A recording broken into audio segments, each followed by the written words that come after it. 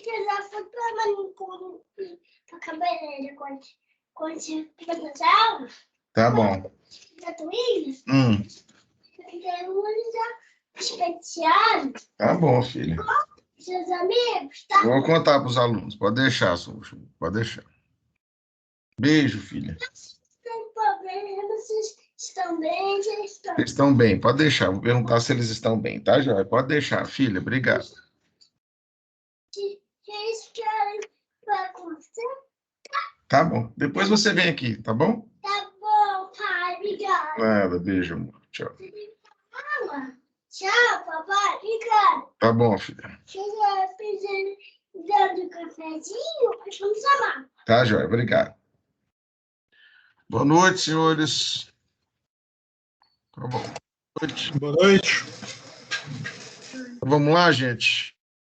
A gente aqui na nossa, né? Devagarzinho aqui no desenvolvimento aqui da matéria, né? Um cafezinho? Quero um cafezinho, filha. Tá bom? Pede para a mãe se ajudar lá. Obrigado, meu. Gente, então vamos lá. Olha, eu vou... A aula passada a gente parou, né? Na parte de relações constitutivas, né? Ou seja, relação dos materiais, né? Então, deixa eu ver se está certinho aqui. Pronto. Então, nós paramos aqui, né? Vocês estão vendo aí, gente? Compartilhado? Sim. Pronto. Então, Sim. nós vimos isso aqui, né? Tá lá. A gente viu que as equações que valem, né? São essas equações aqui, ó. A tensão é força dividido pela área, né? A deformação é a variação do comprimento dividido pelo comprimento inicial. E a variação do comprimento pode ser obtida através da força, né? Vezes o comprimento dividido pela área, né? Vezes o modo de elasticidade, né? Então, essas fórmulas aqui são fórmulas para a gente calcular, né? Tensão, deformação, alongamento, né? Digamos, numa estrutura submetida, né, a efeito, a carregamento axial, que é aquele que é no eixo da peça, né? Ou seja, no nosso caso, pode ser, em geral, né, tração, que é o caso, por exemplo, de um cabo que está sendo tracionado, ou, né, um pilar que está sendo comprimido, ou seja, que também, né, está acontecendo aí no eixo dele aí, mas só que está comprimindo ele. Então, para a gente poder calcular, né, qual a tensão que está atuando dentro do elemento, cabo ou pilar, né? A gente pode calcular a tensão através da força sobre área, né? Essa área é a área da seção transversal, é você pegar o elemento, por exemplo, imagina o cabo, né? Aí você corta, né, o cabo, digamos assim, numa seção intermediária, você vai calcular, você tem a área, né? Se ele for circular, você vai ter que calcular a área do círculo, né? Se for, por exemplo, um pilar, uma peça de madeira, por exemplo, que está sofrendo tração, na hora que você cortar, pode ser que a peça ali seja uma peça quadrada, né, retangular, e aí a área vai ser, né, do retângulo ou do quadrado, tá certo? Então, essas são fórmulas muito gerais e que vocês vão aplicar, né, a inúmeros problemas diferentes, né, que vão ter, né? E, obviamente, vale para qualquer material, tá certo? Isso aqui vale para qualquer material. Então, né, tá aí a lei de Hooke, né, que preconiza que no começo de um carregamento, né, a gente tem a lei de Hooke, em que tensão e deformação são proporcionais, né? Isso aqui que está dizendo essa lei. Tensão e deformação são proporcionais, e quem cria essa proporcionalidade, né, que é aquela tangente que a gente viu, por isso que é uma reta, né, essa equação aqui é uma reta, e essa aqui, o modo de elasticidade é a inclinação da reta, ou seja, a tangente, né? Por isso, né, gente, olha só, vamos ver aqui, ó, o módulo de elasticidade, né, é a inclinação da reta. Então, por exemplo, olha, aqui, se a gente olhar aqui, né, gente, olha só, vamos olhar aqui nesse gráfico que eu botei aqui, né? Você vê que a madeira está de azul, ó, a madeira está de azul e o ferro está de vermelho, né? Então, olha só, eu vou pegar uma mesma tensão, né? Vou pegar aqui embaixo, eu vou pegar uma mesma tensão, e vou ver o seguinte, ó, se eu colocar no mesmo material, né? Uma tensão, olha, se eu pegar uma tensão aqui embaixo, ó, e eu bater aqui no ferro, ó, ele vai deformar. Se eu vier aqui embaixo, eu tenho a deformação, vai ser aqui. Se eu pegar a mesma tensão e pegar na madeira, vocês estão vendo aqui, olha como é que ela vai deformar muito mais, né? Ou seja, quanto mais inclinada a minha reta, né, mais rígido é o material, né? Ou seja, o ferro é bem mais rígido do que a madeira, tá certo? Por quê? Porque o módulo de elasticidade, que é igual à tangente, né, da reta, ou seja, a inclinação, né? Quanto mais inclinado, mais o material é rígido, né? Mais ele é resistente. Então, e aí, obviamente, o ferro está aparecendo aqui, me desculpe, muito mais resistente do que a madeira, tá certo? Que é uma realidade, tá certo? O ferro, né, tem uma resistência, né, muito maior do que a resistência da madeira. E nós vamos ver isso, né? Porque na hora que a gente for adotar o modo de elasticidade para ferro, né, 21 mil quilonewtons por centímetro quadrado, e para madeira 2.000, né? 10 vezes menor. Ou seja, o ferro é 10 vezes mais rígido que a madeira, tá certo? Então, vocês estão vendo aí como é que a coisa anda. Ô, minha filha, muito obrigado. Obrigado, mamãe. Obrigado pelo café. Obrigado. Valeu. Obrigado. Bem, gente, então, influência dos elementos. Então, é óbvio, né, gente, que, por exemplo, um material que nem o aço, né, ele sofre a adição, né, de outros elementos, porque o aço sozinho, né, ele não teria, digamos, uma propriedade tão boa, né, para construção. E aí o que acontece é que nessas misturas, quando a gente vai fabricar o material, né, a gente pode então, digamos assim, adicionar durante, né, a transformação do ferro, né, no aço, a gente pode adicionar vários elementos que vão dar outras propriedades que são interessantes, né, para o material, tá certo? Isso acontece, né, por exemplo, no aço, né, em que o aço eu preciso adicionar outros materiais para que o aço tenha outras propriedades, né? Isso acontece também no concreto, porque o concreto armado, né, é uma mistura de areia, né, brita, cimento, né, água, e aí você põe uns aditivos para melhorar, né? Então também o concreto armado ele pode ser adicionado com outros materiais para melhorar a trabalhabilidade, ou seja, né, na hora que você joga ele, que ele fica mole até ele endurecer, mas aí você pode jogar um material dentro que ele demora mais a endurecer, para que você possa distribuir o material certinho, né? E evitar vazios onde você quer. Na questão do aço, então nós vamos ter lá, olha lá, ó, alguns elementos, né? Olha aqui, o cromo, né? É um elemento que é colocado junto com o aço, né? Melhora o comportamento a temperaturas de até 500 graus, né? Em comparação com aço carbônico. Carbono, né? A adição também melhora a sua resistência mecânica e resistência à corrosão atmosférica, né? Porém, reduz a soldabilidade do aço. Então, vocês estão vendo que, às vezes, um material, ele melhora, digamos, um aspecto, né? Mas ele piora outro, né? No caso do aço, ele reduzir a soldabilidade, né? É uma desvantagem. Por quê? Porque, obviamente, cara, você quer uma estrutura que possa ser soldada, né? Agora, claro, também pode ser que você não use, né? Você pode não usar solda, né? Usar pouca solda. Então, aí, isso aí também não vai fazer tanta diferença, né? O níquel, olha lá, ó, eleva a resistência mecânica, né? A resistência à corrosão, claro, né? Porque aí evita, né, do material aço ser corroído, né? E aí, digamos, perder toda a resistência dele, né? E a tenacidade, porém, reduz a soldabilidade. Mesma coisa, ó. Nióbio, né, que é uma coisa que tem muito em Minas Gerais, né, parece que tinha um político que dizia, né, que nós temos a maior reserva de nióbio do mundo, né, aqui no Brasil. É usado aí para um elemento especial aí para poder fazer a indústria de computadores, sei lá, né, como é que é. E tem uma coisa própria para isso aqui, né? A adição de pequenas quantidades acarreta acréscimos significativos no limite de escoamento, ou seja, o limite de escoamento, em vez de ser, por exemplo, né, 25 kilonewton, 25 MPa, ele passa a ser, digamos assim, 30, tá certo? Ele aumenta. E aí, obviamente, cara, se você aumenta o limite da tensão do escoamento, você pode considerar aquele material mais resistente, tá certo? E em acréscimo em menores intensidades no limite de resistência, que é o limite útil, né? Embora apresente efeitos desfavoráveis em relação à ductilidade, né? E aí, o que é ductilidade, né, gente?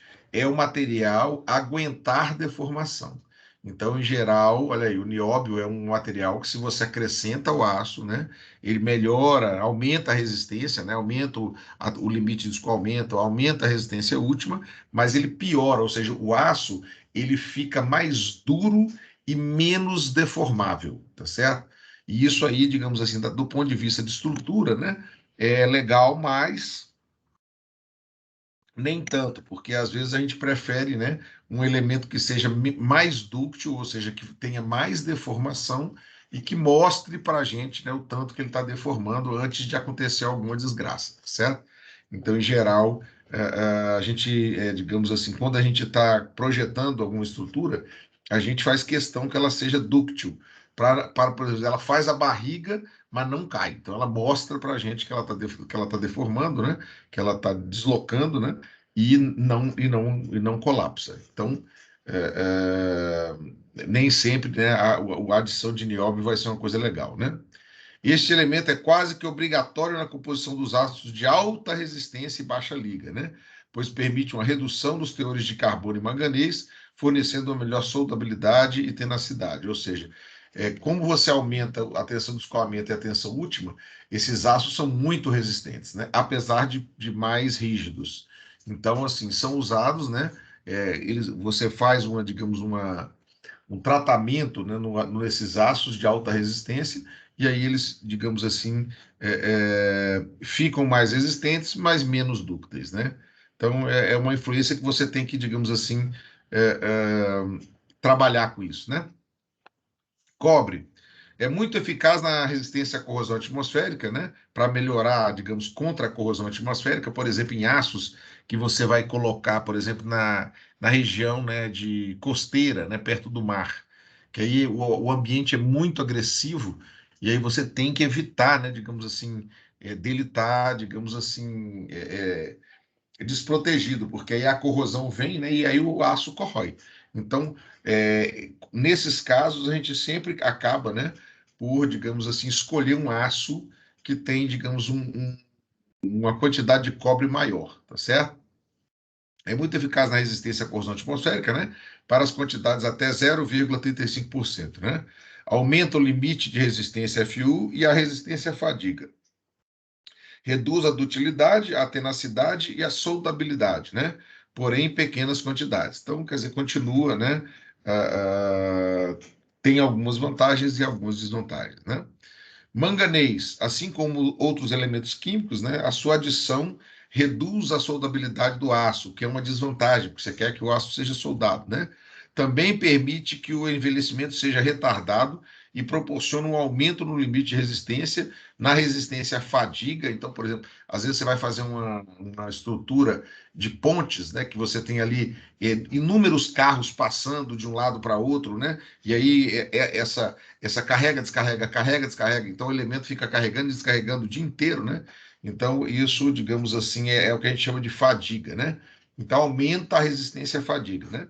E na resistência à corrosão e na tenacidade do aço. Então, pronto. Molibdênio, né?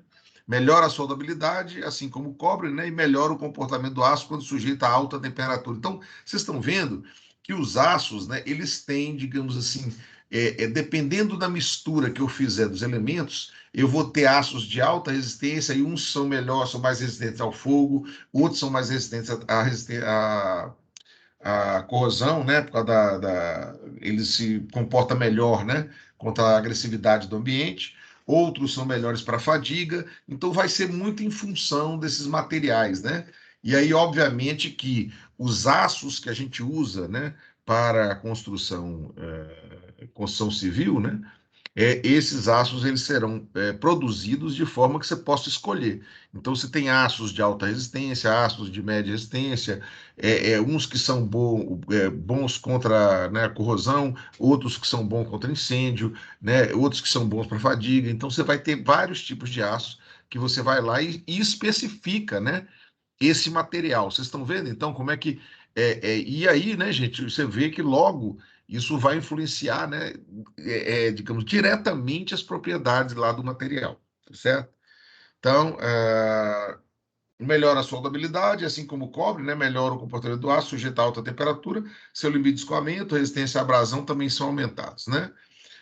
Vanádio, né? Para adições de até 0,12%, a soldabilidade e a tenacidade do aço não são prejudicadas e esse elemento eleva a resistência à abrasão, o limite de resistência e a resistência à deformação lenta, né? Então, óbvio, né, gente, que isso aí, esses materiais que são misturados aí no aço, né, para que o aço se torne, digamos assim, um material de construção, né, do jeito que ele que é um material de construção nobre. Então, obviamente, vocês entendem que o processo é um processo, né, bastante, digamos assim, custoso. E aí o que acontece, né? O aço, apesar de ser 10 vezes mais resistente do que o concreto e do que a madeira, né? Às vezes até, né, mais, né, 15 vezes mais resistente do que a madeira, dependendo da madeira, a gente vê que o processo de formação da liga de aço, né, é muito cara. Então, o que, que acontece? Aí acontece um movimento que você tem que ver o custo-benefício, né? Porque o aço é muito mais resistente do que o concreto e a madeira, em compensação, ele é mais caro. Então, assim, aí você tem que ver, né? Quer dizer, você tem que saber projetar em aço para evitar, né, que você tenha, digamos, um volume de aço muito grande, porque o volume de aço muito grande faz com que a obra fique mais cara. Então, assim, contra concreto e contra madeira, né? Então você tem esse problema, porque as estruturas metálicas, em geral, né, se elas não forem muito bem projetadas, elas vão ficar mais caras do que as estruturas de aço, né? As estruturas de concreto e de madeira, em geral, para residências e pequenos edifícios, né? Em compensação, para galpões, para, digamos, mezaninos, para, digamos, vãos muito grandes, o aço, como ele é muito resistente, ele pode ter sistemas estruturais, né, diferenciados. Outra coisa, o peso próprio dele, né? Como a estrutura é muito resistente, eu fico com estruturas mais esbeltas, ou seja, com menos volume, e aí o peso próprio começa, então, a ficar a favor do aço.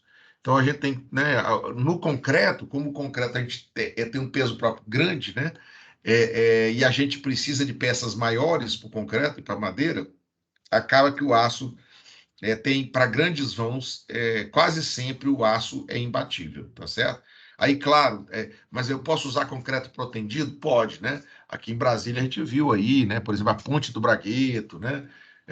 A rodoviária ali, a rodoviária ali entre o Conjunto Nacional e o CONIC, né? Ali aquela plataforma rodoviária é toda feita de concreto protendido, né? Que é um cabo que é passado dentro do concreto, e aí você comprime o concreto para evitar que ele fissure. E aí digamos, quando você usa o concreto protendido, você consegue vãos parecidos com o de aço, tá certo? Só que o concreto armado. Então, obviamente, né, são tecnologias que são utilizadas e vale a gente, né, falar, né? Então, a gente já falou do ensaio de tração, né? Eu coloquei aqui de novo, só para a gente de novo, né? Rever isso aqui, para a gente ver como que é importante, né? Então, esses ensaios são feitos em laboratório, né? Então, olha só, hein, gente? Olha, é bom que a gente fique assim muito claro o que que acontece. Você vai escolher um material, vidro, aço, madeira, concreto, cerâmica, terra, né? Você vai escolher um material. Esse material ele vai ter que ser ensaiado, né? E aí depende do esforço, o esforço interno que você vai colocar, né? Se é tração, se é compressão, né? Se for um carregamento axial, vai ser tração ou compressão. Se for uma viga, vai ter momento fletor e vai ter cortante. Se for um pórtico, né? Aí vai ter tração, compressão, torção, flexão, né? Então são vários tipos de esforços, e aí você tem que levar isso para os ensaios, né, de laboratório, fazer os ensaios. Lá você vai ter, digamos assim, um valor, né, usual para aquele tipo de material. E aí, cara, com o valor lá que você tem, ou seja, quanto que aquele material resiste à tração, por exemplo, né? Então o cara vai pegar um cabo lá, vai levar vários pedacinhos e não vai ensaiar uma vez, né, gente? Ele vai ensaiar 500 vezes. Ele vai pegar o mesmo pedacinho de aço, vai fabricar, depois ele vai cortar e vai chegar e ensaiar, né? Ensaiar uma, duas, três, para ver qual é, digamos assim, né, quanto de dispersão ele vai ter com os resultados, né? Então, óbvio que ele vai ter vários resultados, e esses resultados aí, digamos assim, vão mostrar se isso varia muito ou pouco, tá certo? E aí, obviamente, né, eu vou ter, na hora que eu fizer isso e fizer aquele, né, esse diagrama, né, que a gente já comentou, né, você tem esse diagrama que o início, né, é elástico, ou seja, né, até chegar aqui, digamos, nesse limite de proporcionalidade, ele volta a zero, né, ele vai isso aqui até chegar ali no limite de escoamento, até aqui ele volta, né? Aqui ele já é não linear, mas ele volta a zero, né? Então você tem uma fase elástica e uma não elástica, mas todas lineares. Depois ele faz, né? Tem essa subidinha, e aí ele entra no patamar de escoamento, que aí você não precisa aumentar, né, a carga, ele sozinho vai deformando. Aí ele para aqui, ó, né? Ele para, porque aí ele escoa, depois ele para. Se você desligar, né, a carga em qualquer ponto que ele vai voltar paralelo a essa descida que vai botar para um ponto aqui, ou seja, né, a minha deformação ela fica dentro da estrutura, né, ela não sai mais, né? Então a partir do limite de escoamento, né, gente, a partir do limite de escoamento eu tenho, né, o patamar, o material vai deformar sem aumento de tensão, e se eu largar, vai ter uma deformação residual na estrutura. Aí chego nesse ponto, ele vai até nesse ponto, para, né? E aí, a partir daqui, você teria que aumentar mais a tensão, ele vai aumentando até chegar no momento em que o material ele começa a colapsar, né? E aí, obviamente, né, esse material ele já não, digamos, resiste muito pouco, né? Então, daqui para cá é só a ruptura do material. Então, em geral, a gente tem esse limite da resistência, tá vendo? Então, ou seja, né, gente, nós temos um limite de resistência do material, um limite de escoamento do material e um limite de proporcionalidade do material. Vocês estão vendo que, né, obviamente, nós estamos falando do aço, que é um material dúctil. E aí, obviamente, nós estamos vendo que esse diagrama tensão-deformação, ele é um diagrama de tensão-deformação do material dúctil, ou seja, que tem patamar de escoamento. A gente já viu ali atrás, né, se a gente lá voltar um pouquinho, ó, a gente viu ali atrás, ó, que o material pode não ter patamar de escoamento, né, que são os materiais frágeis, que são vidro, né, o gesso, a cerâmica, né, o concreto sem aço, né? Então você vê que ele não tem patamar de escoamento, ele vai, de repente ele rompe, né? Então, assim, nós temos que tomar muito cuidado com esses materiais que são frágeis, porque para a estrutura, né, isso aí é complicadíssimo, tá certo? Então, a gente realmente tem que tomar cuidado aí, né, para, na hora de especificar o material, né, não especificar errado um material, tá certo? Bem, então tá aí, né, o corpo de prova, né, colocado aqui, você aqui trava essa mesa que fica, né, a gente pode, existem dois tipos, né, um aqui que essa mesa aqui, você vai rodando isso aqui, essa mesa vai baixando, e aí vai esticando esse corpo de prova, né, ou você tem aqui, você também pode, digamos, carregar ele aqui para comprimir, aí você pode botar uma carga aqui, esse aqui fica fixo, e aí ele comprime o corpo de prova, tá certo? Então, né, obviamente, ensaiação simples, né? São ensaiadas barras metálicas presas com garras, submetendo a esforços de tração contínuos e crescentes, né? Para cada incremento de carga é medido o alongamento ΔL, né, entre os fixados pelo extensômetro, e aí calcula, né, se você tem o ΔL e o L inicial, você calcula a deformação, né? Então, o diagrama tensão-deformação, tá bem, gente? Ó, o diagrama tensão-deformação é o que mostra qual é o comportamento do material submetido, né? Ou à tração, ou à compressão, ou à torção, ou a cisalhamento, ou à flexão, né? Então, esses esforços internos. Esse que nós estamos vendo aqui, né? É de uma peça submetida à tração, tá certo?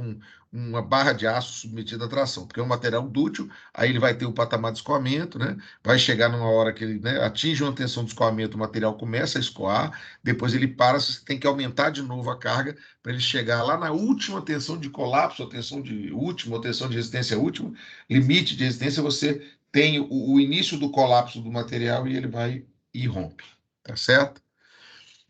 Bem, aqui são, né, digamos assim, aí vocês estão vendo aqui os mais diferentes tipos de aço, né? Que aí, obviamente, esses aços aqui, né, gente, que estão aqui, ó, A36, A242, A325, A490, são tipos de aço que foram, digamos assim, aqueles materiais que nós falamos há pouco, né, foram acrescentados, né, nessas ligas de aço para melhorar o desempenho, né? Aí aqui que vocês estão vendo, ó, esses aços aqui, o A325, o A490 são aços de alta resistência, tá vendo, ó? Eles perderam dutilidade, ó, vocês estão vendo a dutilidade aqui, ó, esses dois aços aqui, ó, o A36 é o que a gente mais usa na construção. O A242, né, também usa, mas o que a gente mais usa é esse A36 aqui, ó. Vocês estão vendo que eles têm um patamar de escoamento maior, olha como é que eles são alongados, né? Esses aqui não, tem um patamar de escoamento menor.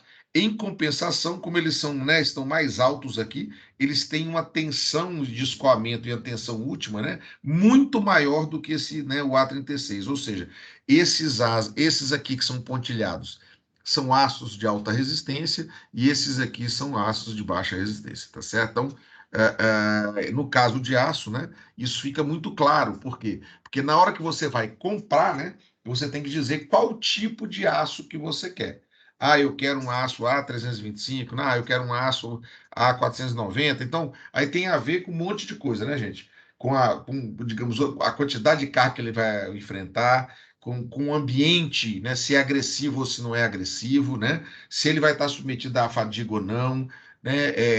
Se ele vai, digamos assim, estar, digamos, aparente ou não. Então, tudo isso vai fazer, né, uma diferenciação na especificação do material que vocês vão fazer, né? E que vocês, obviamente, como arquitetos, vocês têm que saber fazer essa especificação, tá certo? Então, nós, né, engenheiros e arquitetos, temos que saber, né, que, obviamente, né, essas espécies diferentes de aço, né, existem exatamente porque o mercado precisa, né, numa hora de determinadas propriedades para o aço e noutra hora outras propriedades, tá certo?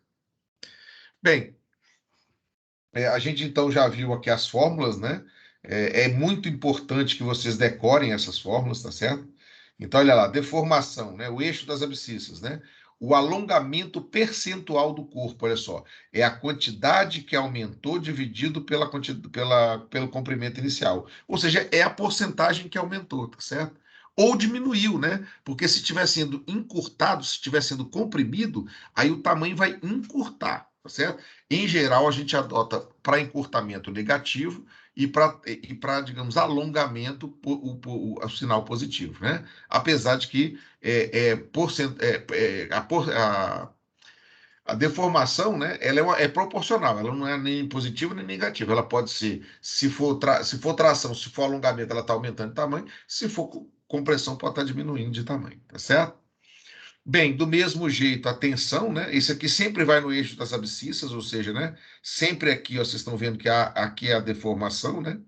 E no eixo aqui das ordenadas, que é o Y, aqui, ó, nós vamos ter as tensões que estão acontecendo dentro do material. Ou seja, eu vou estar lá com a barra, na hora que eu aplicar a força de tração nela, eu vou calcular qual é a seção da transversal dela e dividir pela força, né? Então, eu vou estar falando da tensão, né?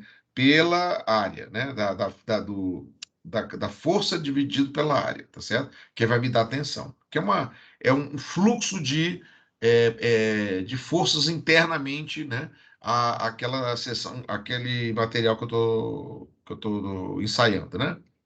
Então, olha lá, ó. Tensão normal de tração resultante do esforço em relação à área da seção inicial da peça.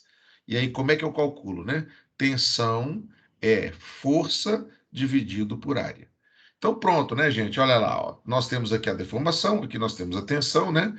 E, obviamente, né, se a gente tiver no trecho, né, elástico, que é em geral onde a gente projeta, eu vou ter a famosa lei de Hooke, né, em que tensão, né, é proporcional à deformação, tá certo? Então, sigma é a tensão, né, que é a tensão interna que está dentro do corpo, é igual a um modo de elasticidade do material vezes o E, que é a deformação, né, da peça. O E, né, que essa é a tangente, né? Esse é a, digamos, a grandeza que diz o quanto aquele material é rígido, tá certo? Então, né, se ele vai ter muita, se ele vai deformar muito ou se ele vai deformar pouco. Bem, constantes físicas, olha aí, ó. Então agora a gente falando de constantes aí, modularidade do aço.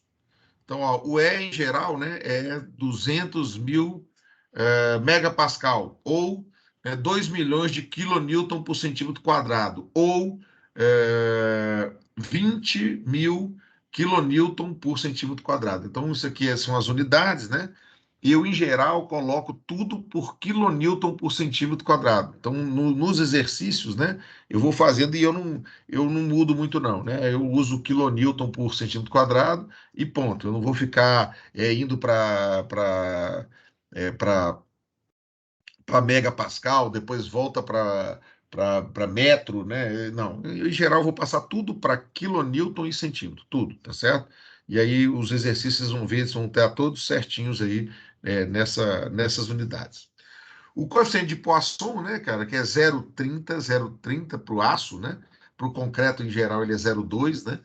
É o quê? É o tanto que a deformação longitudinal, né? Aí imagine só a gente fazendo esse ensaio aqui, ó, comprimindo esse corpo de prova. Então imagine, na hora que eu faço uma compressão aqui, ó, esse corpo de prova, né? Se ele for comprimido, a seção dele, né? Tende a inchar, ou seja, tende a ficar mais gordo, né? Se eu estiver tracionando esse corpo de prova, aí a seção dele tende a ficar mais fina. Então, o coeficiente de Poisson, ele mede qual é a porcentagem, né, na direção longitudinal que vai ser diminuída na outra, né? No sentido normal, né? Ou seja, 90 graus ali daquele eixo, né?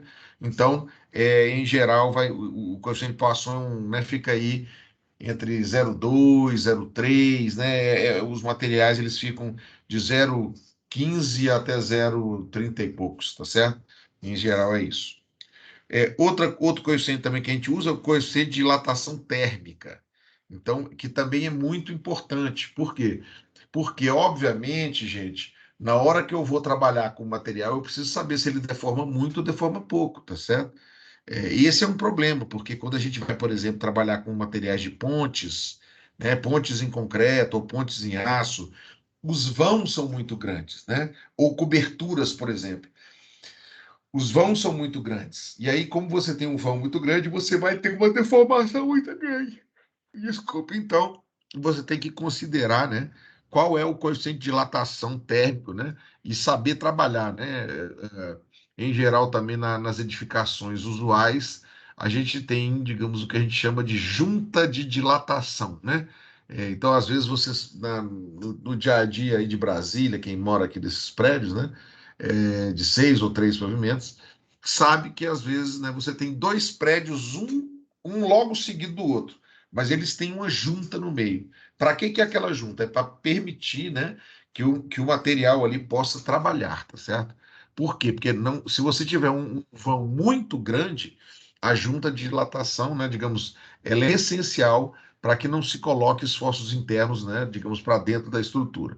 Então, em geral, o pessoal, digamos assim, a cada 20, 30 metros, coloca uma junta de dilatação, porque aí você deixa a estrutura trabalhar numa boa, né, sem sobrecarregar, digamos, os elementos estruturais. Bem, o peso específico aí, né? O peso específico do aço é um peso específico, né? Alto, mas é como eu falei para vocês, como ele tem uma resistência muito grande, em geral as peças de aço, né? Elas são mais esbeltas, bem mais esbeltas do que a peça de concreto. Por quê? Porque você usa muito menos material do que concreto. Então, qual é o problema? É que o material, para você fabricar o material aço, é muito mais caro do que você fabricar o material concreto. Então, acaba que você tem que fazer, digamos, uma avaliação, né, de custo-benefício para saber se vale mais a pena usar aço ou vale mais a pena usar concreto. O nosso, digamos assim, dia a dia mostra, né, que existem tipologias estruturais em que o aço, digamos assim, em geral ganha, né? Por exemplo, estruturas de cobertura em que os vãos são muito grandes, estrutura de posto de gasolina em que você tem só uma cobertura leve ali, né, com a do vento, mas assim, a cobertura tem que ficar aberta, né, ali para que as pessoas possam abastecer os carros. Estruturas, por exemplo, de shopping, estruturas de pontes com vãos muito grandes, né? Edifícios muito altos, né? Então, em geral, a estrutura metálica, ela galpões, né? Em geral, a estrutura metálica, aeroportos também, né? Então, em geral, nesses casos, a estrutura metálica leva vantagem, porque, né, quando eu tenho que usar grandes vãos, a resistência do aço e digamos, o volume, né, menor de material que eu tenho no aço fica vantajoso. Em compensação, né, quando a gente passa isso para estruturas menores, né, estruturas, por exemplo, de casas, né, estruturas de pequenas edificações, até 4 pavimentos, né? Em geral, a estrutura de concreto armado ou de madeira, né, conseguem ficar mais baratas do que a estrutura metálica. Aí assim, para o cara realmente fazer uma estrutura metálica que saiba competir, né? O cara tem que, digamos, gastar muito tempo no projeto, né? Por quê? Porque ele vai ter que realmente é, é, pensar, né, em como é que ele vai fazer o sistema ali estrutural, tá certo? Então, a gente vê que essa aí, né, não é à toa, né, que nós temos, se você pegar ali Lago Sul, se você pegar ali Lago Norte, né, você vai ver que quase na sua totalidade, as casas são todas de concreto armado, tá certo? Por quê? É simplesmente porque são mais baratas mesmo, né? A metodologia construtiva é mais barata, né? Aqui, né, gente, a nossa mão de obra é muito, o valor é baixo. Então o pessoal prefere colocar mais gente na obra, né? Que aí é a obra de concreto, que precisa de mais gente, e menos gente na obra de aço, em que é só montagem, tá certo? Então, assim, só que a obra de aço precisa de um planejamento muito maior do que a obra de concreto. Porque na obra de concreto, se der qualquer problema, você consegue, digamos, resolver, né, de um modo um pouco mais fácil na obra. A obra de aço não, como ela é de encaixe, né? Então fica e de madeira também é mais complexa, porque para você resolver lá em campo, ela não como ela é um sistema de encaixe, né? De, de, de Lego, né? Uma espécie de Lego que você tem que ir montando no outro, né? Para você ajeitar isso em obra, né? A coisa fica bem mais complexa do que em concreto. Então são desvantagens e vantagens de cada material, né? Vocês aqui vão gastar, digamos, bastante tempo aí nas disciplinas, né? De concreto, de aço, de madeira, para vocês entenderem exatamente como é que cada material funciona e como é que isso é jogado dentro de projeto, né? E aí, obviamente, vocês vão aprender também na área de projeto, como é que você vai, cada um vai levar uma tipologia diferente, né? Se você olhar, por exemplo, casas de madeira, se você casas de aço, casas de concreto, né? Elas têm uma tipologia diferenciada, né? A forma de pensar é diferente. Uma das coisas que eu, né, já chamo a atenção aí para vocês aí, essa turma de arquitetura, né, gente? pelo amor de Deus, não façam, né? Pelo amor de Deus, não caiam no erro, tá certo? De alguns arquitetos que eu já, né, tive ao longo da minha vida profissional, que o cara faz ele projeta uma casa, né, ou um prédio, e depois ele fala assim, não, agora nós vamos ver se vai ser de concreto ou de aço, tá certo? Isso aí, né, mostra a total ignorância da pessoa, né? Por quê? Porque o projeto, quando ele é feito de estrutura metálica, ele já tem que ser pensado, né, para a estrutura metálica. O projeto, quando é feito em estrutura de madeira, ele tem que ser pensado para a estrutura de madeira.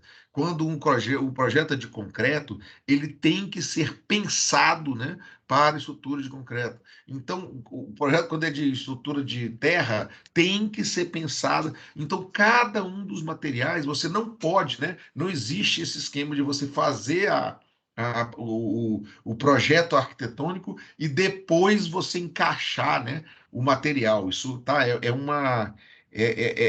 um erro, né, digamos assim, crasso. Não pode, né? Isso não pode acontecer. E eu já tive algumas, não foi nenhuma nem duas, tá certo? Foram algumas experiências, né, bastante desagradáveis. Por quê? Porque aí você, cara, se o cara opta, por exemplo, faz uma arquitetura qualquer, e aí depois o cara chega e fala, não, vou fazer em aço. Aí você tem que refazer todo o projeto de novo para o sistema metálico. Ah, eu quero fazer o projeto assim, agora eu quero ir para madeira. Você tem que refazer todo o projeto novamente, porque os vãos são diferentes, os encaixes são diferentes, os pilares são diferentes, tudo é diferente, tá certo? Então, isso é uma coisa que eu acho que, né, é uma experiência que eu acho que eu devo contar para vocês, né? E que vocês evitem de fazer esse tipo de coisa, certo?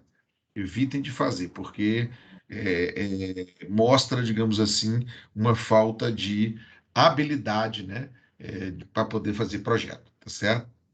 Professor, só um segundo, um Diga detalhe. lá, pode falar. Nesse slide, o 10 é elevado a menos 6? É 10 elevado a menos 6. Ah, não, É só bem isso. pequeno mesmo. Não, beleza. Aí depende, né? Obviamente vai depender do comprimento, né? Porque você imagina, né? Na hora que você botar isso aí, imagina uma ponte daquela que tem lá no Japão, né? Uma ponte daquelas estaiadas lá, que você tem um vão de 2 quilômetros a cada, né? De apoio a apoio, né? Então você imagina, se é 2 quilômetros, quantos metros são? É 0,000, entendeu? Então, assim, na hora que você coloca aí no coeficiente de dilatação térmica, você vai ver que, dependendo, se eu tiver vãos muito grandes, eu vou ter uma dilatação muito grande, entendeu? Beleza, obrigada. Para vãos pequenos, né, eu vou ter pouca dilatação. Ou seja, quando eu tiver pequenos vãos, eu não preciso me preocupar tanto com a dilatação. Se eu tiver grandes vãos, eu preciso me preocupar com a dilatação. Então, se eu estou, digamos assim, projetando uma casinha, por exemplo, né? Que tem lá um terreno. A casa tem, digamos, 15 metros de comprimento para o fundo e mais 8 metros ou 10 metros, né, digamos, de largura, né?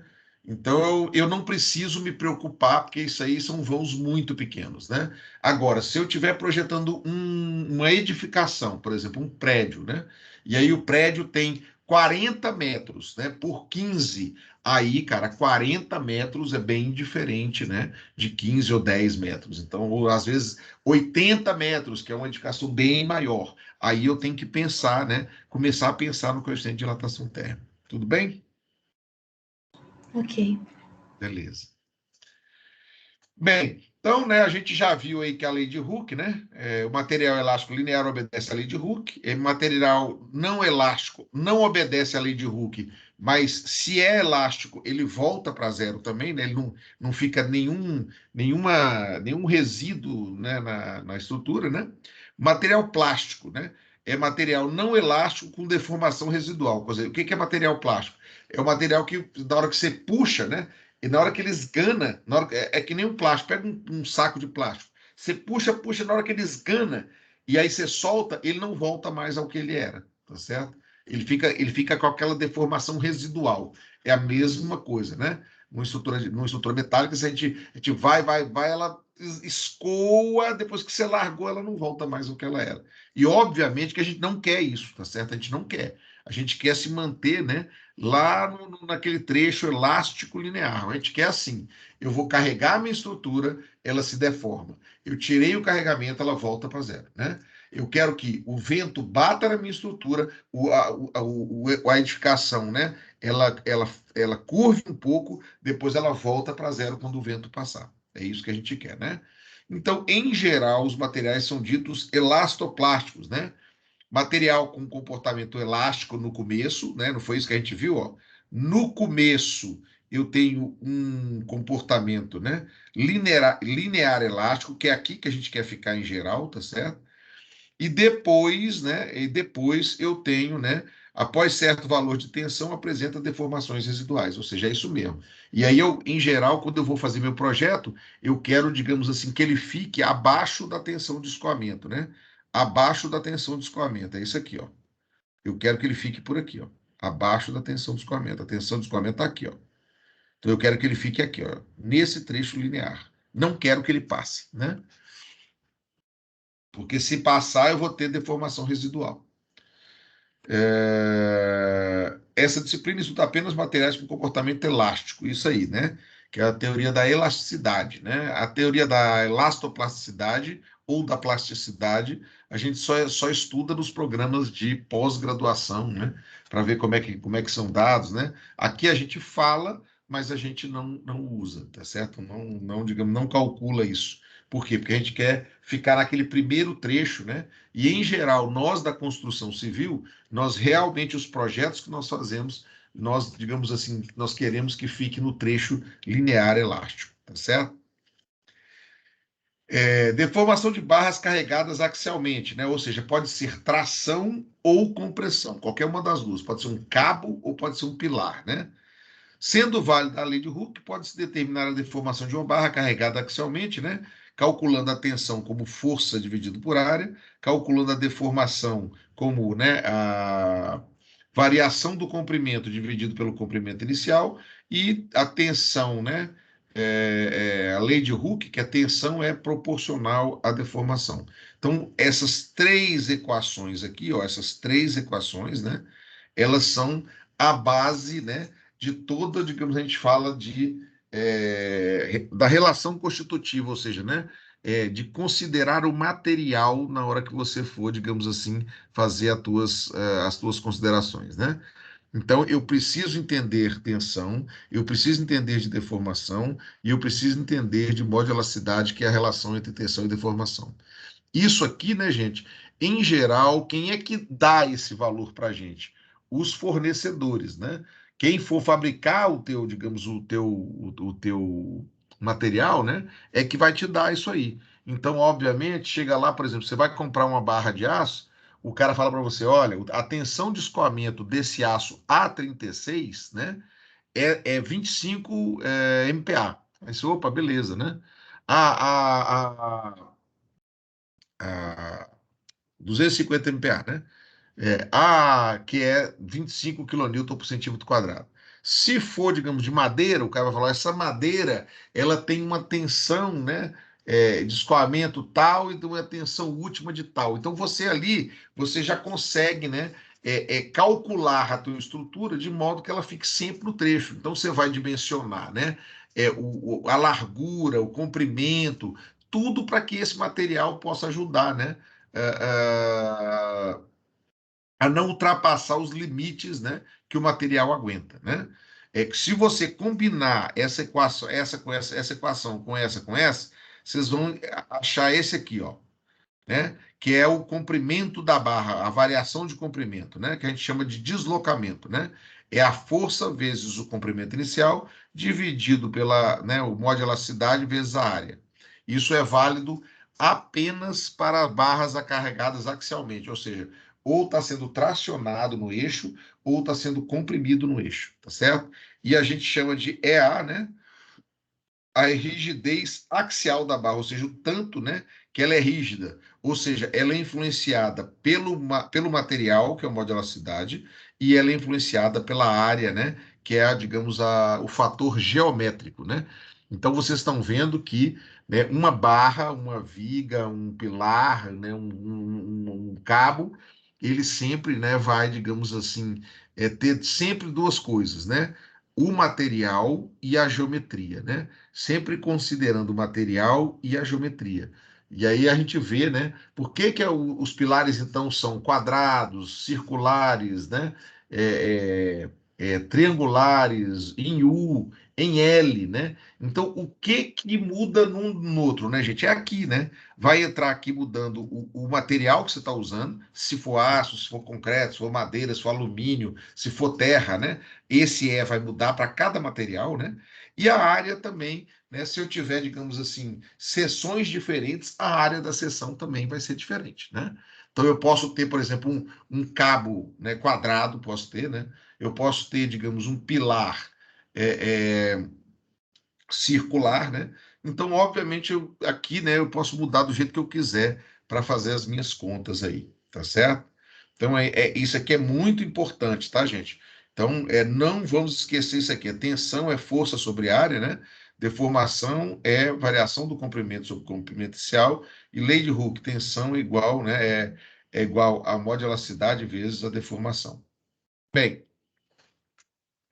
essas equações são válidas, né, para materiais homogêneos, né, ou seja, em que o E, né, o modularidade, seja constante, né, ou seja, atinge sempre o mesmo valor, né, e as barras de seção constante, né? Então, claro, né, se eu tiver variando E e A, eu tenho que considerar, desculpe, essa variação, tá certo? Então, essas equações são feitas, né, para barras que estejam ou comprimidas ou tracionadas e com E constante e área constante, né? Se eu pegar, por exemplo, imagina lá ó, a catedral lá de Brasília, né? A catedral que tem aqueles pórticos que a seção varia, né, toda ao longo, né? Obviamente, né, a gente vai ter que adaptar, né, essa equação para aquela, digamos assim, para cada uma daquelas seções, tá certo? É. Em caso em que as seções transversais sejam variáveis ou o material varie também, né, em determinados trechos, a expressão pode ser usada dividindo problemas em partes, ou seja, né, onde a equação seja individualmente satisfeita. Então, claro, se eu tiver, por exemplo, um pilar que ele digamos, metade de concreto armado e metade de aço, eu não posso usar isso? Claro que eu posso, né? O arquiteto pode falar, não, eu quero fazer um detalhe. E aí o meu pilar vai ser em vez dele ser todo de aço, ele pode fazer isso também, por exemplo, ele pode pegar um perfil I metálico e depois colocar concreto, né, ali, preencher aquela parte que entra assim do perfil I, né? Ele pode preencher aquilo ali tudo de concreto, né? E aí, obviamente, viram dois materiais. E aí, obviamente, que você tem que dividir o problema, né, por partes, tá certo? Então, o deslocamento total pode ser determinado, né? Claro, se eu pegar um pilar, se eu tiver metade dele de aço e metade dele de concreto, né, concreto armado, eu posso dividir em dois trechos e eu vou aplicar, digamos, a fórmula da deformação, né, da variação de comprimento, ó, em dois trechos, tá certo? Vou aplicar no trecho de concreto de um jeito e no trecho de aço de outro jeito. Então, né, é isso que nós vamos, então, digamos, fazer aqui, tá certo? Eu não vou, deixa esse aqui para depois, né, que ele é mais complexo. Eu vou pegar aqui eu vou pegar aqui, gente, deixa eu ver, alguém perguntou uma coisa, deixa eu ver aqui. Professor, tem diagrama de compressão? Claro que tem, né? Tem diagrama de tração e tem diagrama de compressão, né? Todos eles são axiais, porque são cargas que estão agindo no eixo longitudinal do elemento, tá certo? Ou vai estar tracionando ou vai estar comprimindo, mas os dois têm diagrama, claro que tem, né? Se está comprimindo, você tem diagrama de compressão. Se estiver tracionando, é o diagrama de tração. A gente viu no semestre passado, né? A gente tinha aquelas cargas horizontais, né? Que tracionavam ou comprimiam trechos da viga, né? Então nós vimos aí, fizemos vários exercícios no semestre passado sobre isso. Bem, só um minuto aqui, gente. Eu vou pegar aqui isso aqui. Ok. Peraí.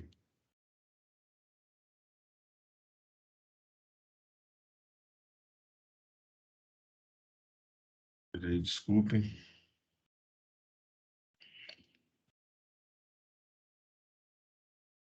Pronto. Ok. Então vamos lá, gente. Eu vou agora compartilhar, tá? Esse aqui eu vou passar para vocês aqui, né? Eu vou mostrar primeiro aqui. Vocês estão vendo aí o compartilhamento, não? Sim, professor. Sim, dá para ver. Dá para ver, né? Então, ótimo. Eu vou pegar aqui primeiramente, né? Nós vamos pegar aqui uns exercícios mais tranquilos, tá certo? E aí depois a gente volta para aqueles lá, porque aqueles lá são um pouquinho mais chatos, tudo bem? Bem, vamos lá, né, gente? Então, olha lá. Um cabo de aço, olha lá, um cabo de aço, né? De 2,5 metros, né? De 2,5 metros, com 2 centímetros de diâmetro. Então, ali, ó, a seção transversal é circular, ó, circular, com diâmetro de 2 centímetros, né? É tracionado com a força igual a 800 kN. Então, por exemplo, né, gente, onde é que eu tenho isso aqui? Imagine que você é um arquiteto, né, e quer pendurar um lustre, né, um lustre lá no teto da sala. Então, você vai ter um cabo aqui que vai ser fixado lá em cima no teto da sala, e aí o lustre vai ficar pendurado aqui, ó, o lustre, né, puxando aquele cabo, tá certo? E aí ele tem 2,5 metros, né, de comprimento. E aí então a gente quer calcular, olha lá, ó, a tensão atuante no interior do cabo. Então, primeira fórmula, né? A gente calcular a tensão atuante no dentro aqui desse cabo, né? Depois, a deformação do comprimento do cabo. Então, a deformação relacionada com esse comprimento do cabo. E depois o comprimento final do cabo, né? Ou seja, é o cabo que tinha um comprimento X mais o que ele cresceu, tá certo? Então, primeira coisa, né? Primeira coisa que nós vamos calcular, pensa lá, ó. Eu tenho uma força de 800 kN aqui para baixo, tá certo? Obviamente, se eu fizer um equilíbrio aqui, eu sei, né, do semestre passado, que eu vou ter um 800 aqui onde está preso, né? Eu vou ter um 800 para cima aqui para poder equilibrar esse outro aqui, né? E dentro aqui do cabo, se eu cortar, qualquer lugar que eu cortar, para equilibrar, eu vou precisar colocar um 800 aqui para cima. Dizendo o seguinte: esse cabo ele fica constantemente tracionado em qualquer ponto dele, né, por 800 quilonewtons, tá certo? Então aqui seria, digamos, o diagrama de tração, né, seria saído daqui até aqui embaixo, tudo mais, né, ou seja, 800 quilonewtons, qualquer seção que eu cortar aqui, ele vai estar sendo tracionado de 800 quilonewtons. Alguém não entendeu isso, gente?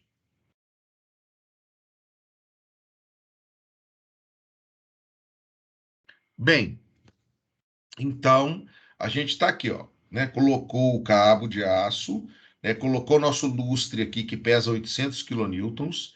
Vamos ter um 800 para cá também para poder equilibrar. E esse cabo fica tracionado em qualquer parte dele por 800 quilonewtons, né, de tração em qualquer parte que eu cortar aqui do cabo.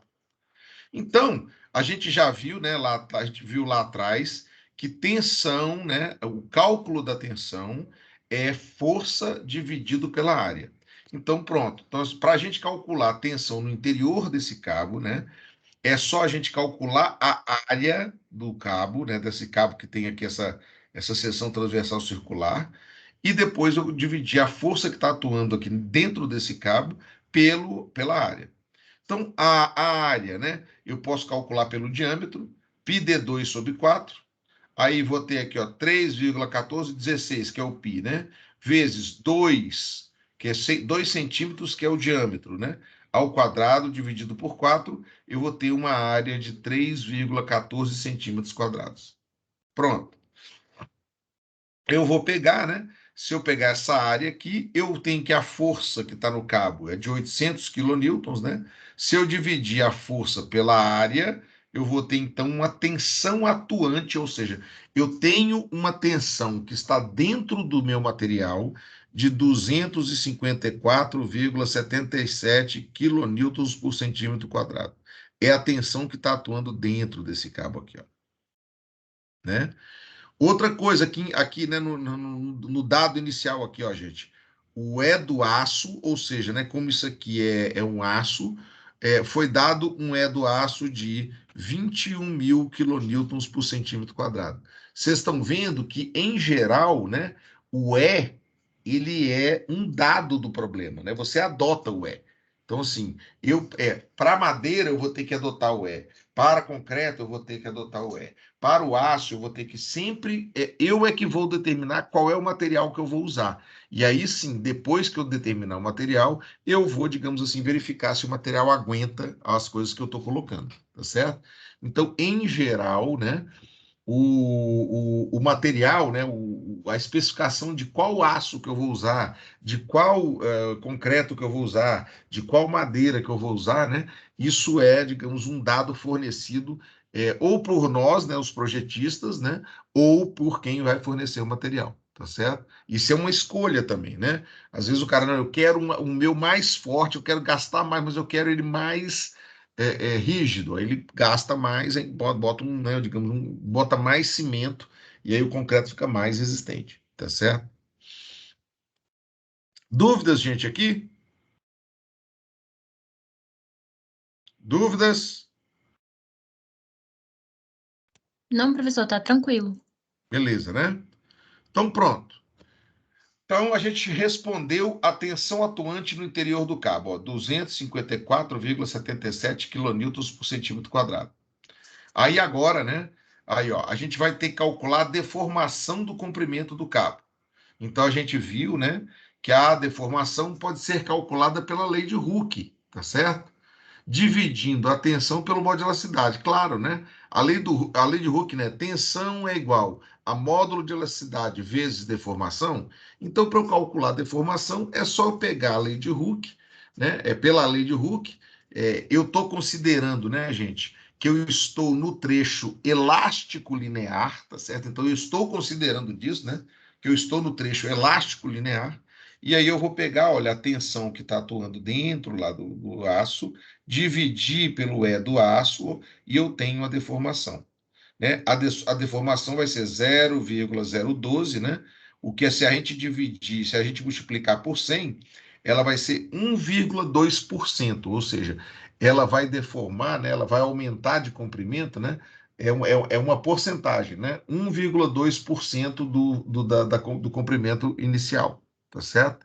Então, você pode dar, digamos, vejam, né? Vejam que o E não tem unidade, tá certo? Não tem unidade. Por quê? Porque a variação do comprimento vai ser dada em centímetro e o comprimento inicial em centímetro também. Vai cortar centímetro com centímetro. O E, ele é uma porcentagem, ele não tem unidade, tá certo? Não há unidade. Então, você não pode colocar, né?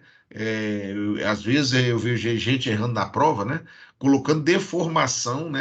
Unidade, não tem unidade, tá certo? É sem unidade. É 0,012, é uma porcentagem, tá certo? Então, pronto. Foi calculada aqui, né, a deformação através da tensão e do modo de elasticidade, tá certo? Então, o valor da deformação do comprimento do cabo é 0,012, né? Ou seja, 1,2, só multiplicar por 100, né? 1,2%. Né? Aí, só se você dividir por 100, vai dar 0,012. Então, já a segunda pergunta também foi respondida, né?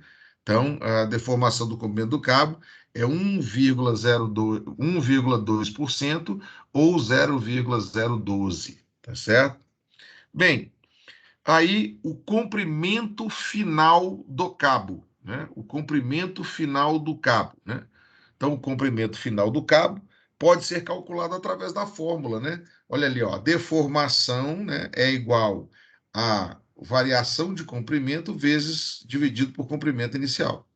Como eu sei que a deformação é 0,012, né, e que o comprimento inicial é 250 centímetros, passando lá o metro para centímetro, né, é só eu pegar e multiplicar isso aqui, né, a deformação pelo comprimento inicial, que eu vou saber o tanto que ela variou, né?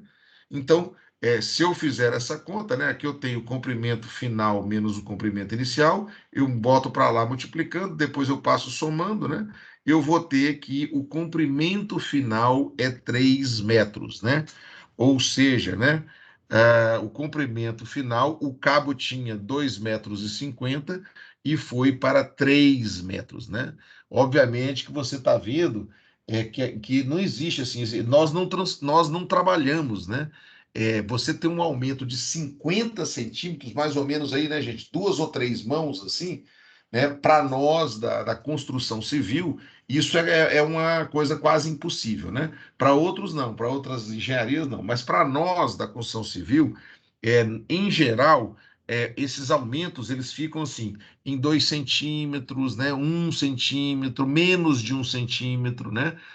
3 centímetros, né? E vai ficar variando nesses valores baixos, tá, gente?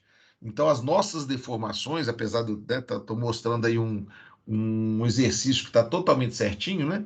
Mas, né, o que acontece é que essa quantidade, você tem um aço de 2,50 metros e ele chegar em 3 metros, ele vai aumentar 50 centímetros, né? O material não aguenta, tá certo? O material arrebenta antes. Tá? Então, é importante, né, que a gente coloque isso aqui, né, como um, ah, um exercício teórico, tá certo? Ele é simplesmente teórico, ele não. Em geral, nós não vamos ter essa quantidade de deformação que está sendo calculada aí nesse exercício, tá certo? Bem, a gente calculou, né? E aí pronto, respondemos então o comprimento final do cabo. Então, calculamos a tensão, calculamos a deformação, né? E depois calculamos o comprimento final do cabo, né? Que ficou tudo certinho, respondendo aí, digamos, o problema que foi colocado, tá certo? Bem, então agora nós vamos agora para um outro exercício também, né? Vejam que aqui foi um cabo de aço, tá certo? Um cabo de aço que estava sendo tracionado, e agora por isso que é carregado axialmente, né? E agora eu vou para outro, né? Outro ah, exercício, né? Então, olha lá, um pilar de madeira, né, de 2 metros, olha, de comprimento, né, sofre uma carga de compressão que desloca esse seu topo em 1,7 centímetros, ou seja, né, ele perdeu aqui, ó, ele diminuiu de comprimento, ó, de 1,7 centímetros. Então, claro, isso aqui já é o ΔL, né, foi o tanto que ele abaixou, tá certo? Então, né, sabendo que seu modo de elasticidade vale, né, 2.050 quilonewtons por centímetro quadrado, determine qual a carga atuante, né? Então, vamos lá. Para chegar ao valor da carga, é preciso calcular as outras forças antes, né? Primeiro, né, a deformação, tá aí, ó. Então, se eu quero calcular a deformação, é fácil, né, gente? A deformação sempre vai ser ΔL dividido pelo comprimento inicial. Se eu tenho que ele teve 1,7 centímetros de variação, e se o comprimento inicial dele é 2 metros, obviamente, né, se eu dividir a variação pelo comprimento inicial, eu vou ter, então, uma deformação de 0,0085, né? Ou seja, 0,85%, que é mais comum, né? Essas deformações menores, em torno assim, menor do que 1%. As deformações nossas vão ficar, em geral, né? 0,01, né? Por cento, tá certo? Então, assim, vão ser deformações muito pequenas, tá certo? Então, vejam aqui, né, que a gente tem aqui, ó, a seção transversal da peça é 15 centímetros por 15, ou seja, uma peça, né, um pilar de madeira, né, pode ser, por exemplo, de 15 centímetros por 15 centímetros, né? Então, é uma beleza, eu já tenho a área, né, e agora eu calculei a minha deformação, tá certo? Bem, calculei a deformação. Então, obviamente, né, eu calculei a minha deformação. Se eu calculei a minha deformação, eu posso calcular a minha tensão, né? Claro que eu posso calcular a minha tensão. Por quê, né? Porque eu tenho a lei de Hooke. E aí eu estou partindo do pressuposto que tudo vai funcionar tranquilamente, né? É um trecho linear elástico, né? Que vai funcionar perfeitamente, né? E aí, óbvio, eu quero trabalhar, é ali mesmo. E aí, então, eu já sei a área, já sei que tensão é força sobre área, então, obviamente, eu só preciso calcular a tensão, né? E depois eu multiplicar pela área que eu tenho a força que aquele pilar está sendo submetido, né? Então, vamos lá. Eu tenho uma deformação de 0,00085, não tem unidade, né? E eu sei que o modularidade da madeira é 2.050 quilonewtons por centímetro quadrado. Então, né, como eu tenho a lei de Hooke, em que tensão é igual modularidade vezes E, né? É só eu multiplicar, né, 2.050 quilonewtons por centímetro quadrado vezes 0,0085, e aí vai dar uma tensão, né, de 17,425 quilonewtons por centímetro quadrado. Então, a tensão, né, a tensão atuante no interior do pilar, ou seja, né, as tensões distribuídas que estão ali dentro do pilar, né, elas têm um valor de 17,425 kN por centímetro quadrado. Ora, se eu sei, né, que tensão é força sobre área, tá certo? Se eu sei que tensão é força sobre área, obviamente, né, para eu calcular a força é só multiplicar a tensão vezes a área. Então, a tensão, né, atuante, eu já tinha, né, essa tensão atuante, que era 17,425 kN por centímetro quadrado. Isso eu já tenho, essa tensão, porque eu calculei, né, através aqui da lei de Hooke, né? Eu calculei a deformação, depois calculei a tensão, e depois agora, né, eu preciso de uma área. Bem, a área de uma seção quadrada, né, é base ao quadrado, ou seja, base vezes base. Isso vai dar 225 centímetros quadrados. E aí eu pego a minha tensão, né? 17,425 quilonewtons por centímetro quadrado, vezes 225 centímetros quadrados. Isso, então, vai me dar, né, uma força de 3.900,625 quilonewtons, tá certo? Tá aí, né? Essa é a força que eu tenho que fazer para que esse pilar de madeira com 2 metros, né, que ele tenha, digamos, uma variação de 1,7 centímetros, tá certo? Então, vocês estão vendo aí que aí também, Professor, né? Diga, alô? é porque cortou bem na hora quando você falou sobre base vezes base. Como é que você calculou? Porque cortou. É a área de um quadrado, base vezes, B vezes B, o base ao quadrado. Ah, tá bom então. Obrigada. Nada. Então, você tem aqui base ao quadrado, né, cara? Aí é 15 vezes 15 vai dar 225, né? Que aqui eu já sabia, né? A base, olha aqui, ó. Eu sei que B aqui vale 15, ó. Eu sei que outro B vale 15. Então, 15 vezes 15, 225, tá certo? Aí eu pego a área e multiplico, né? Pela tensão que está atuando, eu vou ter a força que eu preciso fazer aqui de compressão nesse pilar para que ele tenha uma diminuição de 1,7 centímetros.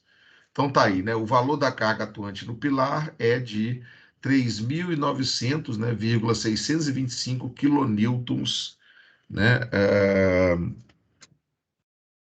no pilar, tá certo? Tudo bem, gente? Dúvidas aí com relação a isso? Dúvidas aí, gente? Não, professor. Né? Vocês estão vendo aí que são, digamos, exercícios em que a gente vai, né, mexendo com tensão e deformação, né? E ó, vai para um lado, depois volta para o outro, né? E que sempre a gente vai estar, né, digamos assim, trabalhando nesse intuito, né? Ou vai calcular tensão, ou vai calcular deformação, ou vai calcular força, ou vai calcular área. É sempre aquelas três equações, né? As três equações, né? Tensão é força sobre área.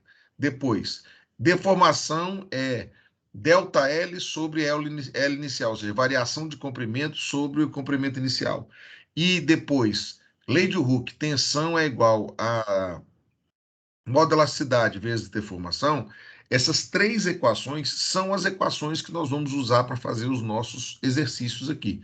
Uma hora a gente pede uma coisa, outra hora a gente pede outra, mas sempre são essas três equações, né? Não vão mudar, tá certo? Não vão mudar. Então, isso é muito, né, importante que você entenda, né? São sempre as três equações. Se você colocar, separar e for usando, você sempre vai conseguir resolver todos os problemas, tá certo? Bem, eu agora posso parar aqui, né? E voltar então para a nossa aula. Vocês estão vendo aí? Tá compartilhando ou não? Sim, Ah, professor. Pronto. Então aqui agora, ó, nós então agora eu vou passar esse primeiro e vamos botar primeiro esse aqui, ó. Pronto. Barras com trechos de seções transversais diferentes ou materiais diferentes. Então veja, olha só, gente. Imagine que eu tenha um pilar e esse pilar ele seja feito aqui, por exemplo, aqui em cima, né? Aqui em cima um material que seja madeira, por exemplo, e aqui embaixo um material que seja concreto armado. Então são dois materiais diferentes, tá vendo? Esse aqui é o material de madeira, esse aqui é o material de concreto armado. Por exemplo, a gente poderia ter seções diferentes, claro, esse aqui, por exemplo, esse aqui poderia ser um pilar de madeira retangular ou quadrado, né? E esse aqui poderia ser, digamos, um pilar de concreto circular, por exemplo, né? Seriam áreas diferentes para cada seção, tá certo? Bem, prestem atenção no seguinte: as cargas estão agindo, né, axialmente, ou seja, né, paralela ao eixo longitudinal aqui dele, ó.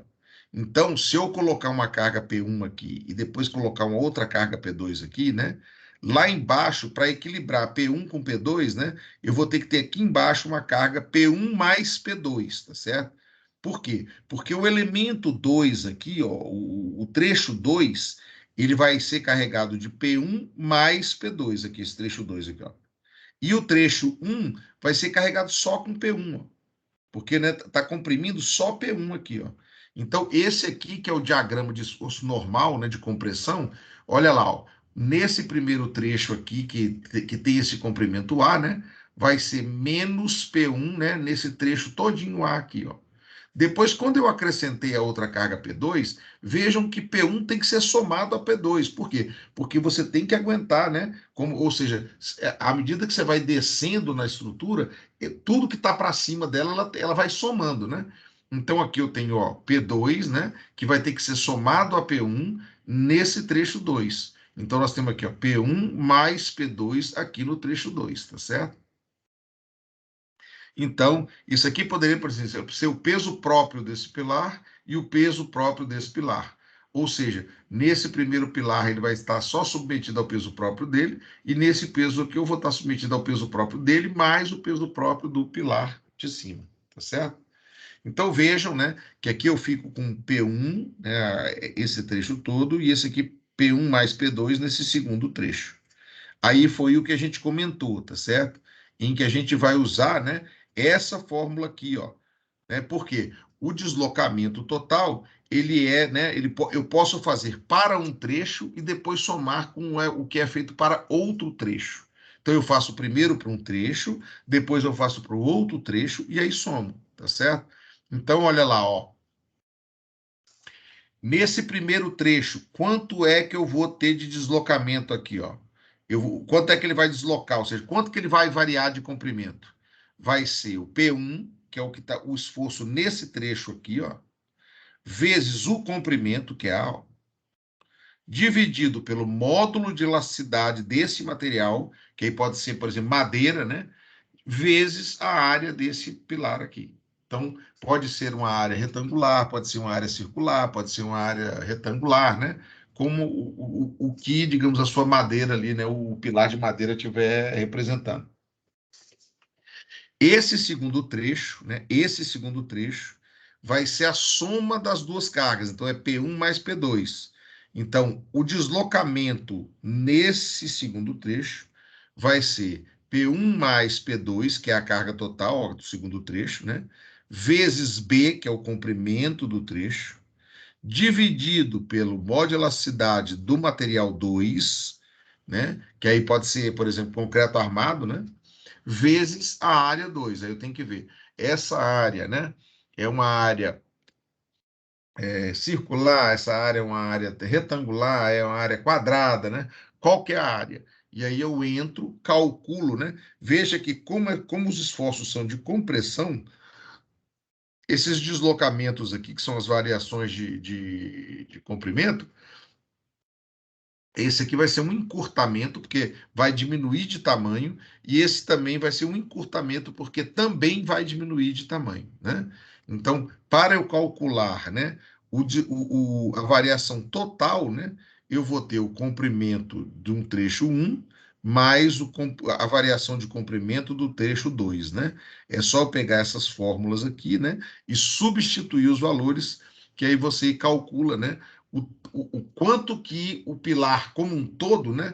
O pilar desde aqui de baixo até lá em cima, né? A mais B, né? Quanto que o comprimento dele vai variar, né? Em cada trecho. Então é só eu pego o material de um trecho e a carga daquele trecho e calculo o encurtamento daquele trecho. Depois eu pego a carga do outro trecho, mais o modo de elasticidade e a área do outro trecho, e calculo novamente, né, o encurtamento do outro trecho. E, obviamente, como eu estou num regime elástico linear, eu posso, então, somar, né? Que como os dois são negativos, você vai acabar somando, né? Menos com menos, eu vou somar. Vai ficar aqui, né? Um encurtamento, né? De cada um dos trechos, tá certo?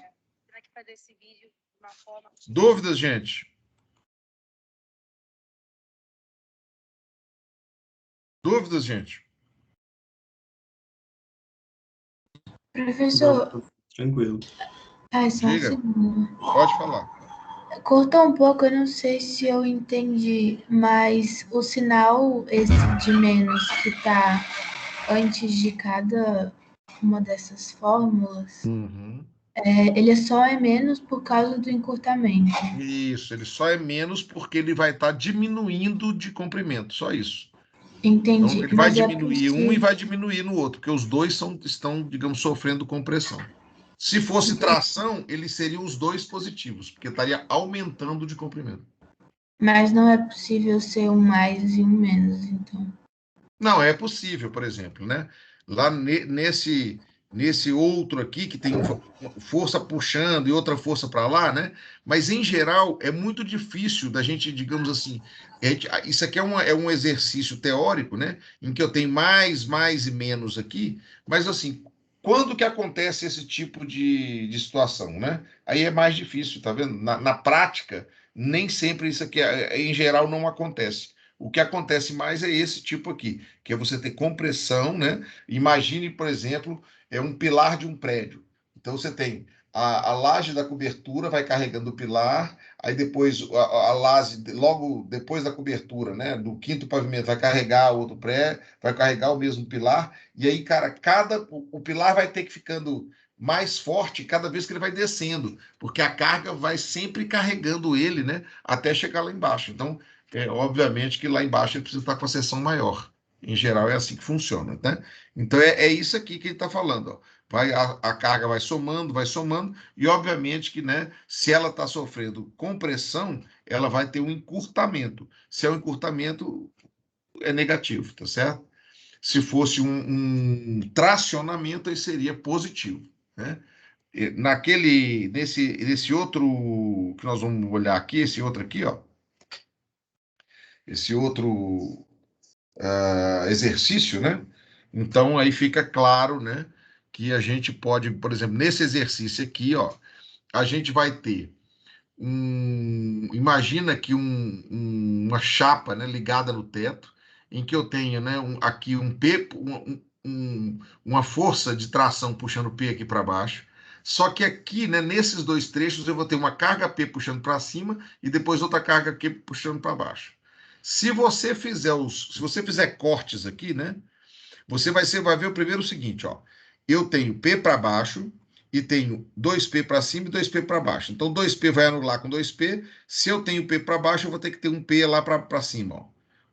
Para equilibrar isso aqui, eu vou ter um P para cima. Se eu tiver um P para cima, esse primeiro trecho vai estar com P tracionando, ó, nesse primeiro trecho, Eu vou ter que, se eu fizer um corte aqui, né? Eu fiz um corte aqui, pego só o de cima, eu vou ter um P para lá, vou ter que ter um P para baixo. Então, esse trecho está todo tracionado de P. Bem, se eu passar aqui, ó, tem um P para cima. Aí, na hora que eu entrei nesse outro trecho que eu tenho um P para baixo, eu vou ter um P para cima e um P para baixo. Então, vai ter que ter um P para baixo. Então, a gente já vê que todo esse trecho aqui, ó, em qualquer ponto que eu cortar aqui, ele sempre vai ter um P de compressão. Ou seja, esse trecho eu tenho um P positivo, nesse trecho aqui eu vou ter um P, um encurtamento, um P negativo. E depois, Professor, diga... desculpa, interrompi bem no meio, mas não está claro. Pode repetir de novo essa primeira parte, quando você sai do primeiro bloco para o segundo? Sim, você aqui tem uma vinculação, né? A gente aprendeu aí no sistema Zoom, né? O que é uma vinculação? É onde fica preso. Você tem P para baixo, 2P para cima e 2P para baixo. Esse 2P com esse 2P vai anular e eu tenho um P para baixo. Para encontrar aqui o equilíbrio, eu vou precisar de uma força P aqui para cima. Aí pronto, ele fica todo equilibrado. Todo mundo, né, agindo no mesmo, digamos, no mesmo eixo aqui. Pronto. Aí então eu tenho um P para cima aqui, né? Um P para baixo, 2P para cá e 2P para cá.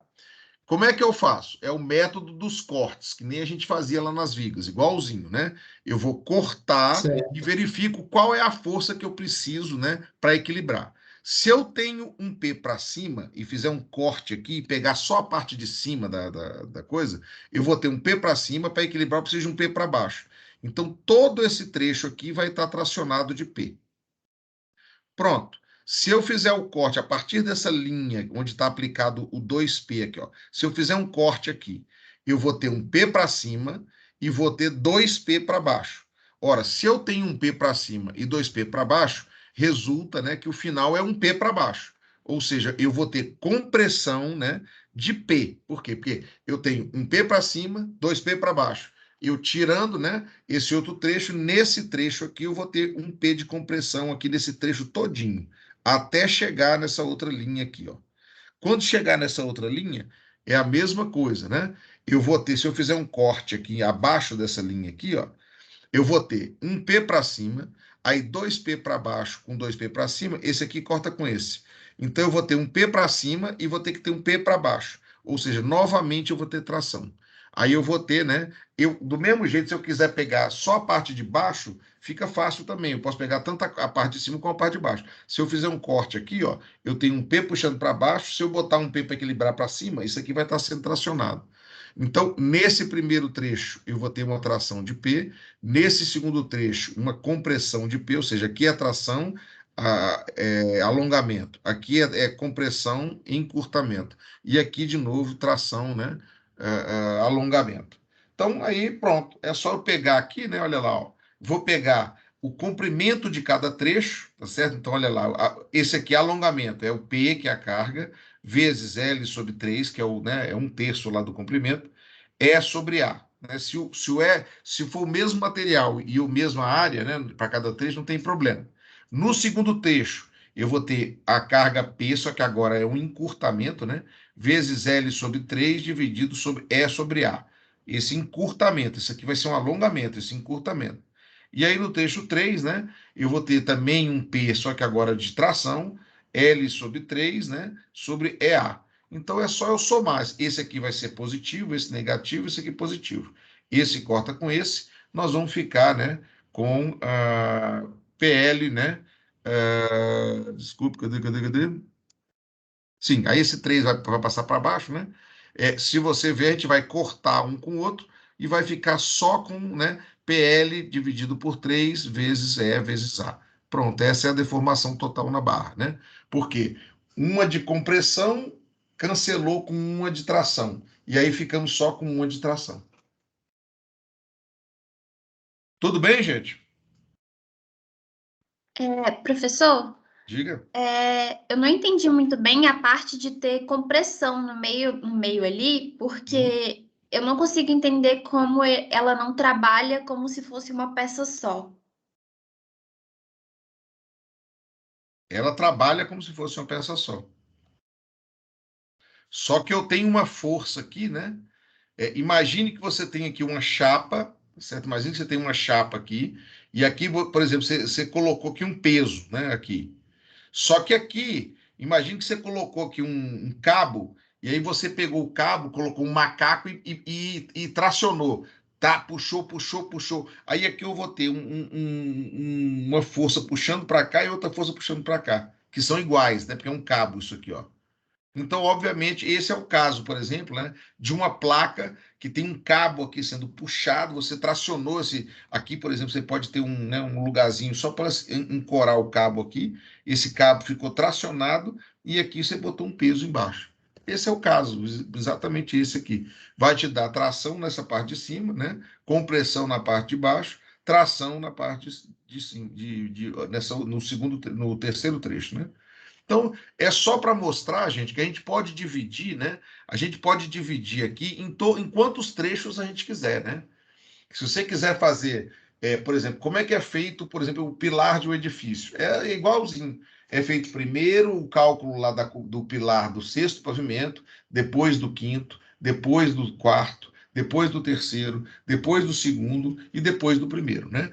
Claro que o primeiro vai ter que ser a soma de a carga do primeiro, em cima do primeiro, vai ser a soma de todos aqueles outros trechos para cima dele, né? É igualzinho, tá certo? Aqui, esse exercício, né? Ele é um exercício teórico que foi feito só para mostrar que você pode ter trechos de tração e compressão, tá? Na vida prática, em geral, a gente não vê isso, tá certo, gente? Vê sempre ou tração ou sempre compressão. Mas não é que não possa ter, né? Você pode ter também locais em que você tenha tração e compressão. Tudo bem? Professor, você consegue voltar só aí, por favor, só um segundo. Mas nesse caso, então, os pesos não vão se somar em momento nenhum. Como é que é? Os pesos, tipo, que nem no outro, que tinha P1 mais P2. Isso aqui não, exatamente. Eles não vão se somar, porque, obviamente, as forças são diferentes, né? As forças não estão para o mesmo local que nem aquele outro lá, né? Nesse outro aqui, as forças estavam todas para a mesma direção, né? E nessa aqui não estão. Então, obviamente, você tem que fazer cortes aqui para poder saber para qual é o esforço que fica, digamos assim, acontecendo em cada trecho. Ah, não, beleza, então. Nós fizemos uns exercícios desse, né, gente? Quem fez comigo no semestre passado eram aqueles esforços horizontais em vigas, né? Aí a gente tinha que traçar aquele, né, o diagrama de normal. É exatamente aquilo ali. Né? Você tinha ali uma força normal, e aí, claro, ela tinha que ser equilibrada. Em alguns trechos era compressão, em outros trechos era tração. Tudo bem?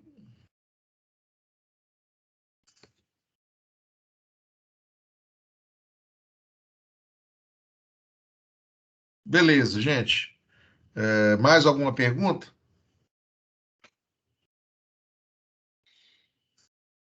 Então, pronto, né, gente? Então, nós terminamos hoje aí na nossa segunda aula, né? Pronto, a gente fez já os exercícios, né? Na terça-feira que vem, nós vamos fazer mais exercícios sobre isso, né? Para, digamos assim, ficar bem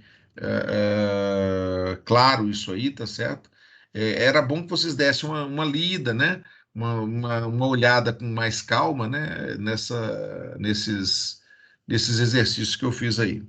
O João Pedro, o que que é? Tá querendo falar alguma coisa? Oi, professor. Sim. Eu só queria te perguntar, você pode disponibilizar a prova do semestre passado para a gente poder estudar para a prova desse semestre, por favor? Sim, eu vou ver isso aí, João. Vou sim, acho que posso sim, não teria problema. Mas vamos esperar isso aí só mais para frente mesmo, tá certo? Nós ainda estamos no início, nessa segunda aula, né? Então, mais para frente aí a gente pode sim, tá certo? E quem quiser, né? Quem tiver assim, morrendo de curiosidade, pode, né, ir atrás do pessoal do semestre passado e pegar com eles, tá certo? Mas, assim, eu vou disponibilizar, é muito provável que, né, perto aí eu disponibilize sem problema algum, tá certo? Tá, beleza, professor. Obrigado. Nada. Mais alguma coisa, gente? Se não, eu vou, né, terminar aí. Né, nós já estamos aí tranquilos, né? Já estamos já demos uma analisada boa. Esses slides com os exercícios, eu também vou disponibilizar para vocês, tá certo? Esses slides com exercício aí eu vou disponibilizar para vocês poderem usar, tá bom? Então, se não, gente, ó, boa noite para todos aí, né? Se não tiver mais perguntas, boa noite, né? Boa próxima aula aí, e a gente vai se falando aí, tá bom? Obrigada, professor. Boa noite. Valeu, boa Boa noite, noite. professor. Tchau, Obrigado. professor. Boa noite, Tchau, professor. professor. Boa Boa noite. noite. Professor, Diga. é só uma questão, não tem a ver com a aula, mas sobre o projeto de pesquisa. Eu entendi que vai ser um processo demorado e tudo mais, mas você ficou de me passar um material para eu dar uma olhada. Não Isso. sei se você esqueceu, mas assim, sem querer te apressar também, né? Só para saber se foi o Não, caso. é só ter calma aí, né, Isabela? O Jean também tá nessa, também me pediu, e teve outra pessoa também que me pediu. Então, é ter calma aí, na verdade, assim, é um processo agora, com calma, né? Eu vou fazer com calma, vou atender vocês, mas é que nós temos no primeiro semana de aula. Então, efetivamente, eu estou, né, indo devagar para poder, digamos, me organizar também, né? Então, como eu tenho muita gente que é aluno meu de mestrado, doutorado e muitas coisas, nesse um projeto de pesquisa que eu estou com quase 50 pessoas abaixo de mim, então, cara, a gente tem que ter calma. Então, podem ficar tranquilos que eu entrarei em contato aí, né? E na hora certa e falo com vocês aí, né? Você eu já conversei sobre, tá faltando eu passar material, o Jean e a outra pessoa que eu vou ainda, né, conversar sobre. Ainda vou conversar com eles e depois também vou passar material para eles. Tá bom? Então, vamos aguardar. Ah, não, Ok. beleza. Era só para me organizar mesmo, mas tá tranquilo, Isso. então. Mas pode Obrigada. ficar tranquilo, que assim vai ser durante o período, assim, então a gente vai com calma, né? É, e tem que ser assim mesmo, tá certo? Eu gosto de ser assim, mais tranquilo, porque quanto mais tranquilo a gente for assim, mais a coisa funciona, né? Começa com muita pressa, com não sei o quê, no final das contas, aí a pessoa que vai prestar o serviço também quer fazer tudo com pressa e acaba que não presta, né? Então, podem ficar tranquilos aí, eu vou fazer com calma, né? Passando devagar aí, tá bom? Boa noite, gente. Um abraço aí, valeu. Boa noite. Boa Obrigado, noite, professor. professor. Obrigada.